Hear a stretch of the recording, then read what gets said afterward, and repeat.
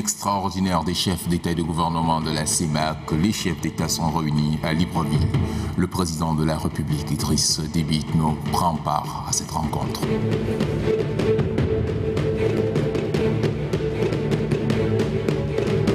Ils se perfectionnent et sont prêts à servir leur pays.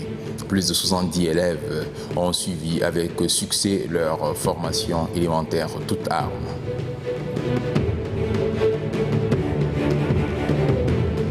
À suivre également dans cette édition du journal le message de la secrétaire d'État à la santé publique par rapport à la journée mondiale de la transfusion sanguine qui sera célébrée demain.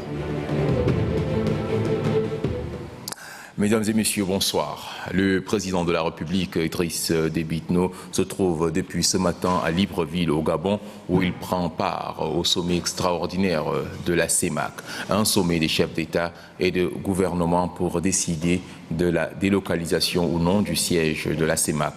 Il est question d'une délocalisation provisoire. Le siège se trouve actuellement à Bangui, en République centrafricaine.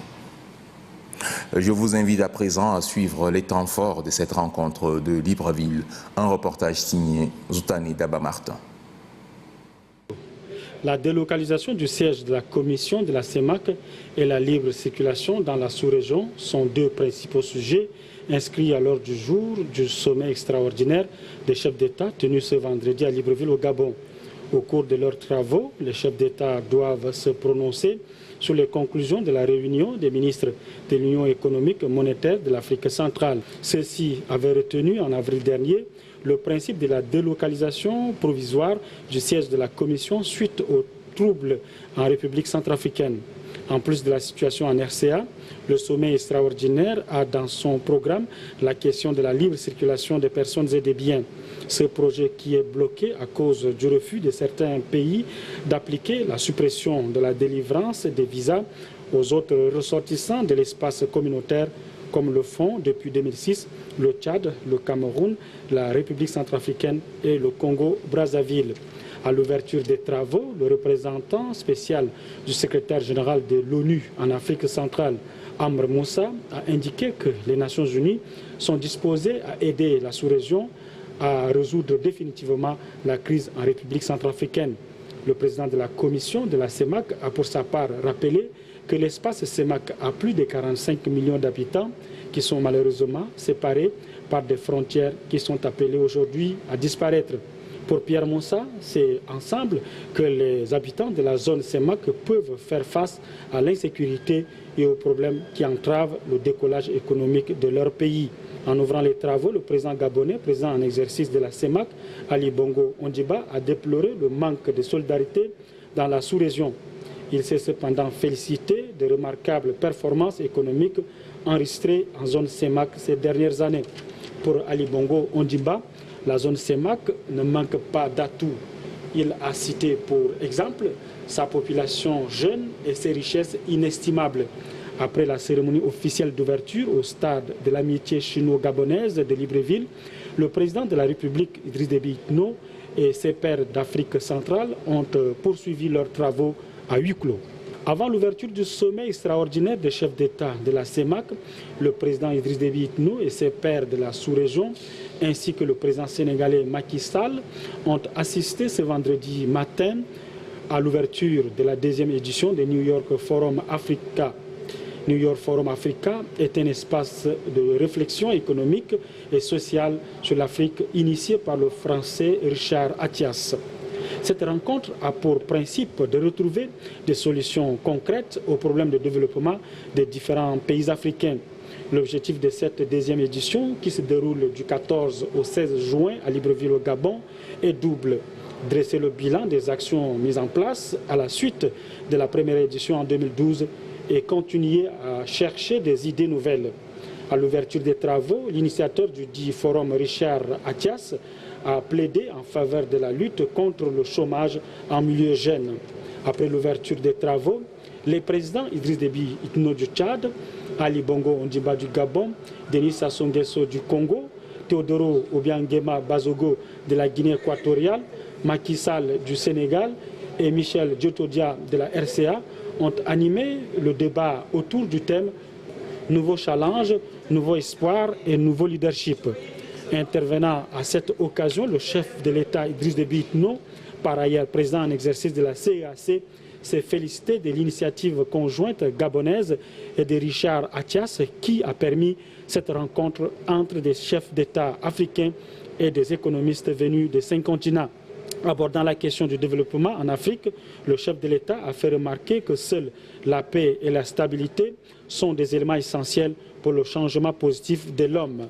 L'Afrique est un continent jeune qui possède des richesses extrêmement importantes, déclare le président de la République Idriss Déby Itno, qui invite par ailleurs les leaders de tous les niveaux à œuvrer pour régler le chômage en milieu jeune et pour enrayer définitivement les quelques foyers de tension qui persistent en Afrique.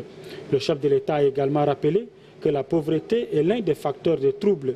C'est pourquoi le président Idriss Déby Itno appelle les décideurs politiques, économiques et financiers à la combattre énergiquement. La cérémonie de fin de formation élémentaire toute arme s'est déroulée ce matin dans les locaux du groupement des écoles interarmées. Plus de 70 élèves officiers ont mis terme à la première phase d'une formation qui dure 3 ans. C'est le chef d'état-major général des armées, le général Brahim Saïd Mahamat, qui a présidé la cérémonie. C'était en présence de nombreux invités. Bellegarde l'armée, la guerre. Les genoux, terre. Cette remise des trèfles argentés aux élèves officiers de la 26e promotion de la formation élémentaire toute arme symbolise d'abord leur maturité d'esprit et ensuite leur aptitude physique à supporter les dures épreuves des différentes étapes à suivre durant le reste de la formation.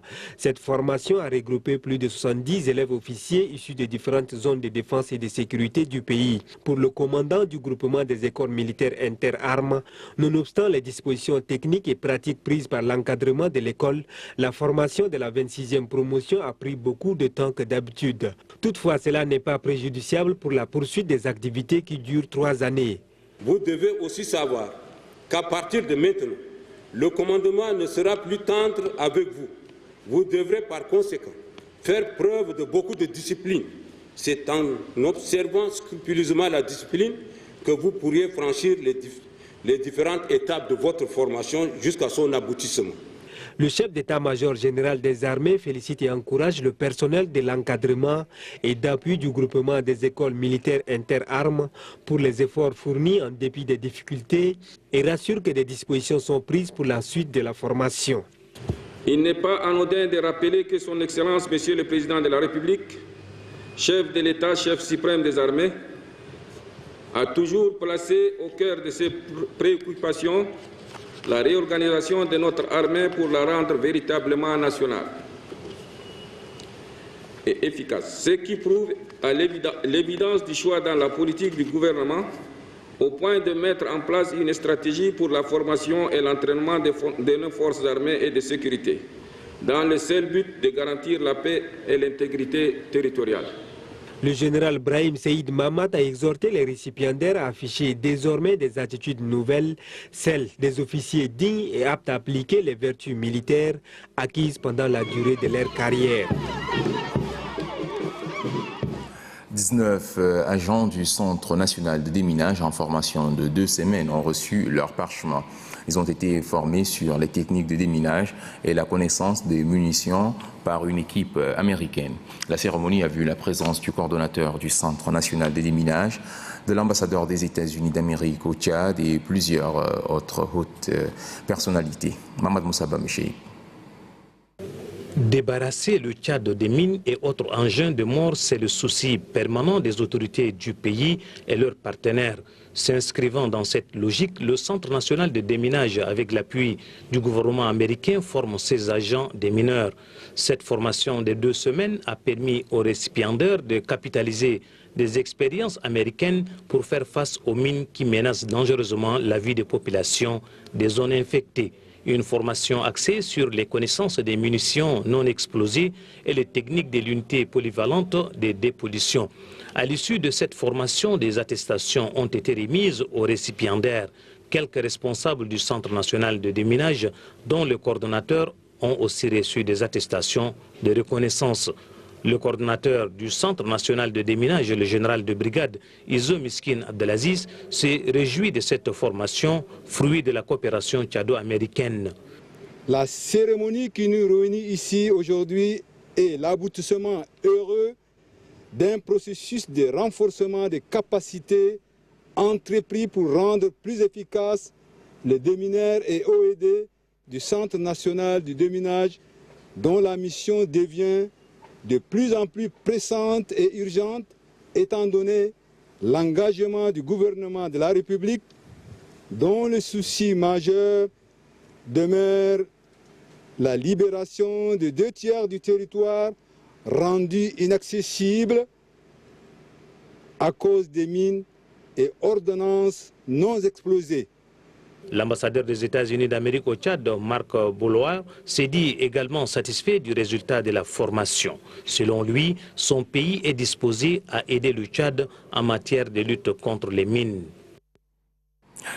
4 jours après le décret de leur nomination, Mohamed Khairadine Boukar, président du tribunal, Abdelaziz Nangasingare, vice-président, et Ousmane Afono, procureur de la République, sont installés officiellement dans leurs fonctions ce matin au palais de justice de N'Djamena. Noubatoumbaï Talomadi. Triple cérémonie d'installation des magistrats au palais de la justice de N'Djamena. Ils sont 3 récipiendaires respectivement nommés à des postes suivants. Président du tribunal, Mahmoud Khairadine Boukar, vice-président, Abdelaziz Nangasingare et Ousmane Mamadou Afono, procureur de la République. Après la lecture du décret portant leur nomination par le greffier en chef, c'est la présidente du tribunal sortante, Demba Kodbaï Denise, qui a renvoyé ses collaborateurs à l'exercice de leurs fonctions.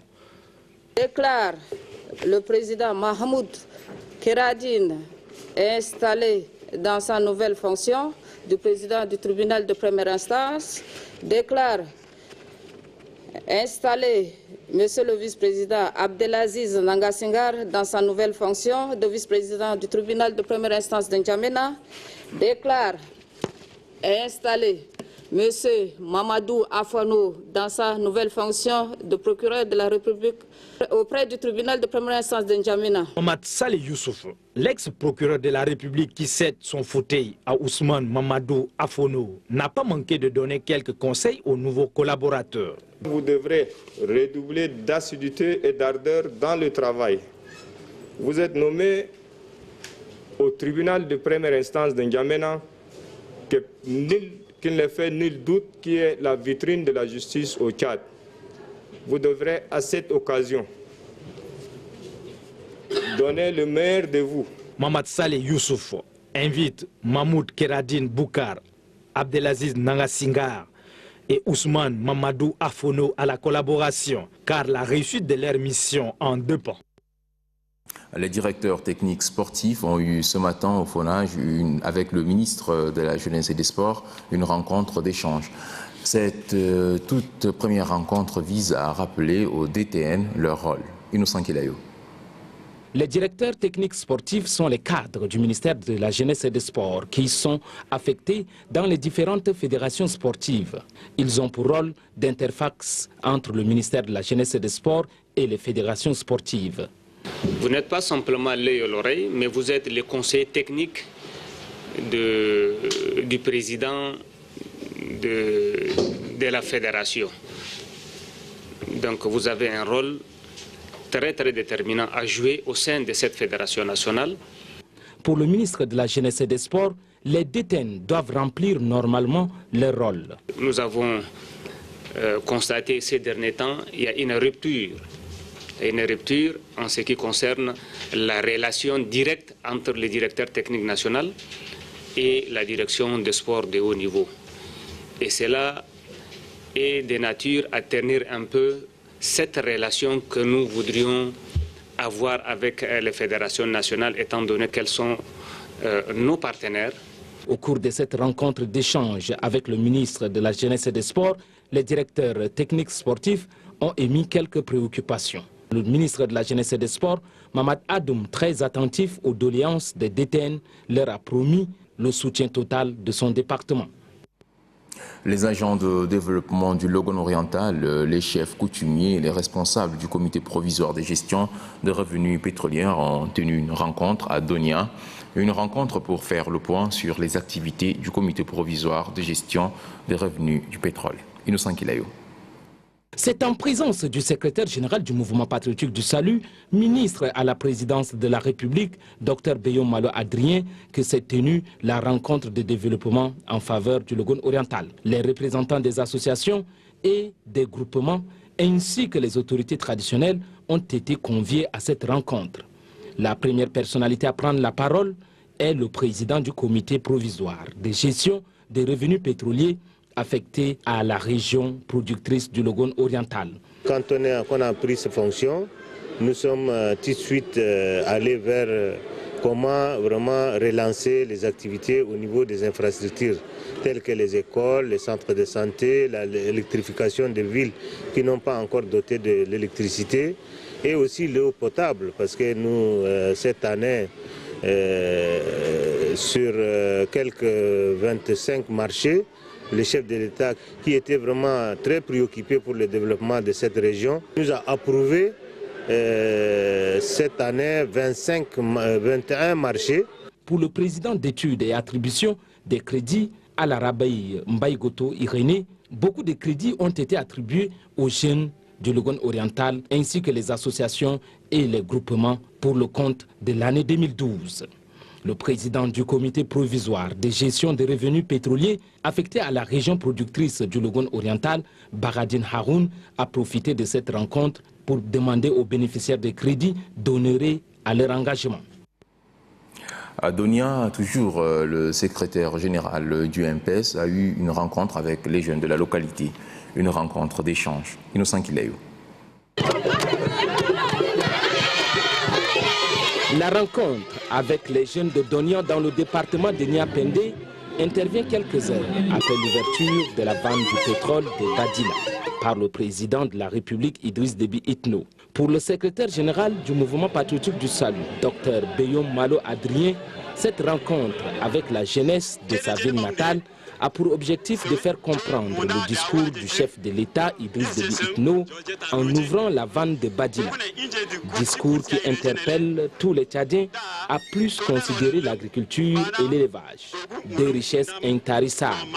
Et le secrétaire général du mouvement patriotique du salut d'ajouter que le département de Niapende est immensement riche en terres arables où l'on peut cultiver plusieurs variétés de cultures telles que les céréales, les oléagineux, les tubercules, les cultures de rente, le coton et l'arachide.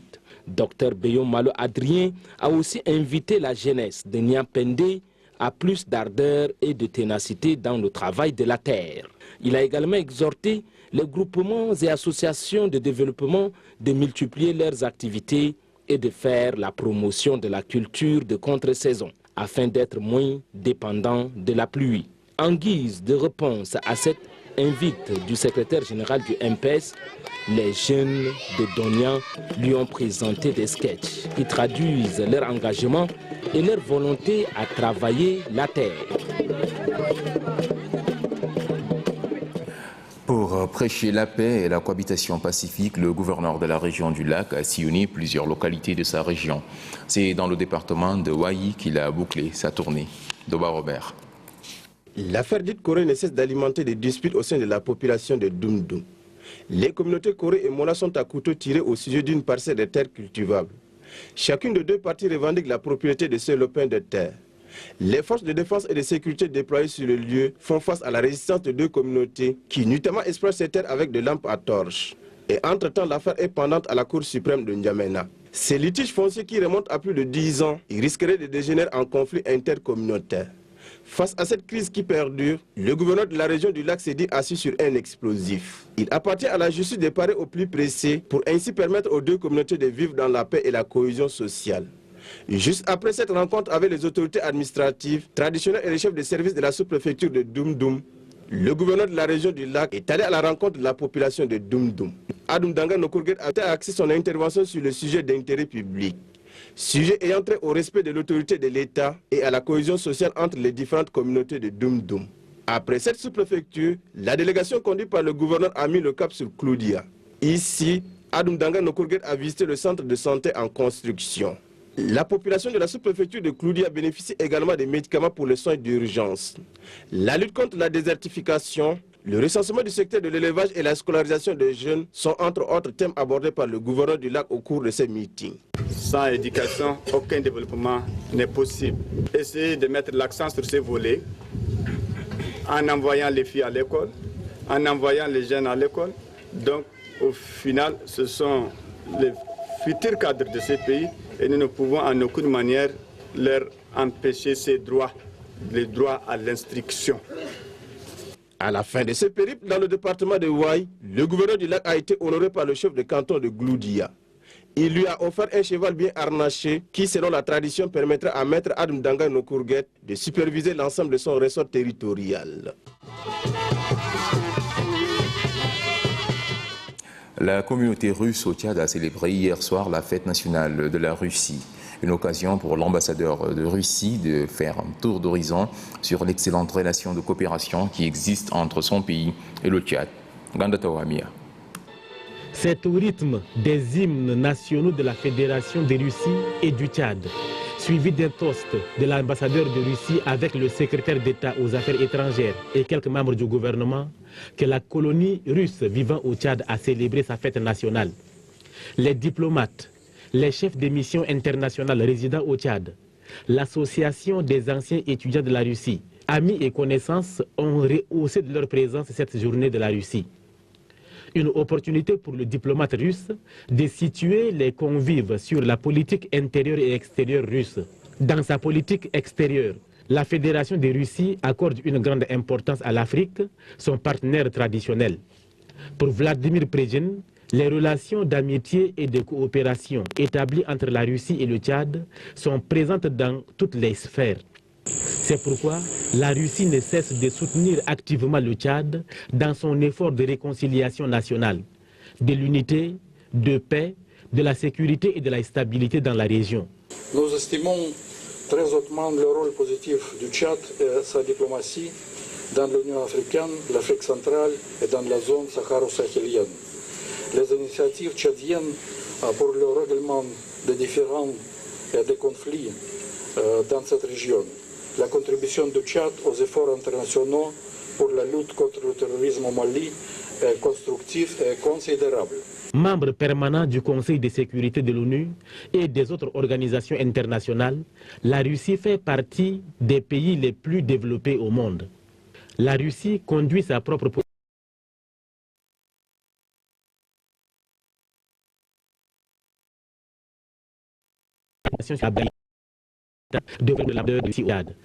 Le 15 juin, le mot de la science alors à à suivre la déclaration du secrétaire d'État à la santé publique. La transfusion de sang sanguin aide à sauver des millions de vies chaque année. Elle peut aider les patients souffrant de maladies mortelles à vivre plus longtemps et contribuer à améliorer l'espérance et la qualité de vie. Elle est aussi un appui d'intervention médicale et chirurgicale complexe. Malheureusement encore, dans de nombreux pays, dont notre pays, le Tchad, la demande de sang est supérieure à l'offre et les services de transfusion sanguine doivent relever le double défi de fournir du sang en quantité suffisante tout en garantissant sa qualité et sa sécurité. La contribution des services de transfusion et de la banque du sang dans les réductions de la mortalité maternelle et infantile n'est plus à démontrer. C'est pourquoi nous devons appuyer les activités de ces services en faisant comprendre autour de nous que donner son sang est un acte de solidarité héroïque qui permet de sauver des vies. Car un approvisionnement adéquat des hôpitaux en sang et produits sanguins ne peut être assuré que par des dons réguliers effectués par des donneurs volontaires. Le gouvernement a consenti d'énormes sacrifices pour rénover et moderniser les services de transfusion sanguine en vue de garantir la sécurité transfusionnelle et est prêt à en faire davantage. Mais ces efforts ne régleront pas à eux seuls les problèmes de disponibilité en produits sanguins, aussi longtemps que la population tchadienne ne saisira pas cette opportunité pour faire du don décent un acte de solidarité et un devoir patriotique. Bouclons cette édition avec un publi-reportage. Dans le creuset des ambitions d'une jeunesse émergente, s'est dégagé le consortium Mion, un groupe d'entreprises basé à N'Djamena, dans la capitale tchadienne. Fondé en 2007 par un jeune entrepreneur du nom de Mia Ingam Soria, le groupe Mion est un ensemble de 5 entreprises opérant dans les secteurs hôteliers, environnemental et sécuritaire. Le groupe MIA a été créé en 2007. Nous avons MIA Hôtel, nous avons MIA Sécurité, nous avons MIA Environnement, nous avons aussi MIA Import-Export, nous avons MIA Agro. Nous avons ces différentes entreprises qui existent dans MIA. Et nos prestations sont diverses parce que nos entreprises aussi sont au nombre de 5. Et nous avons la mission de réduire le chômage parce que nous sommes déjà 70 employés maintenant. Et nous avons aussi un défi à relever dans notre pays, le Tchad, parce qu'avec le boom pétrolier, tout le monde se tourne vers le pétrole et ça fait que les prix de denrées alimentaires sont vraiment exorbitants. C'est pourquoi nous sommes lancés un objectif de chercher à pallier à ce manque. C'est pourquoi nous avons créé MIA Agro. MIA Agro fait dans la culture maraîchère, dans l'exploitation agricole, la commercialisation des produits maraîchers et autres.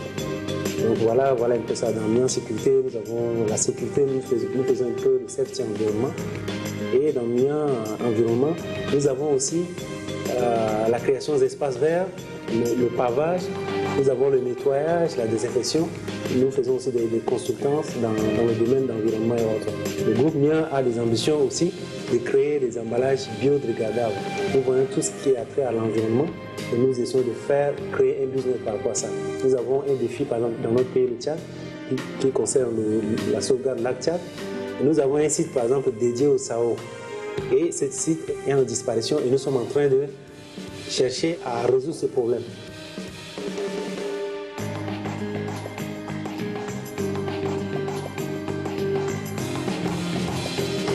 Si l'expansion du groupe s'est faite en seulement 6 années, la qualité des services offerts par les différentes composantes du groupe Mion ne souffre d'aucune contestation au vu de la confiance accordée au groupe par des grands organismes et autres institutions nationales telles que le Musée national du Tchad, l'Hôpital moderne, la Banque mondiale ou encore la FAO et bien d'autres.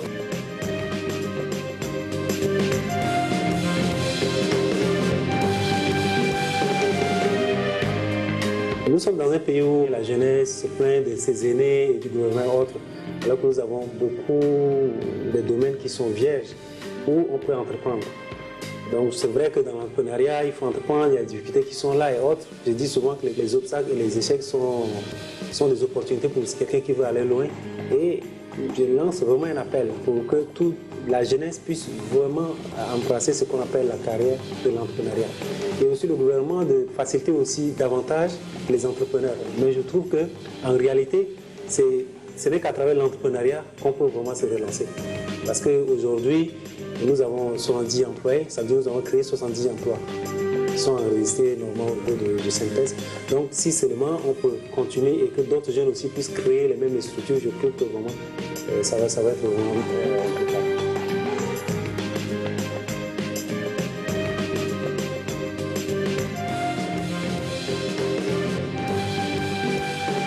Pour encore très longtemps, le groupe Mion continuera à offrir à ses partenaires de véritables environnements de rêve.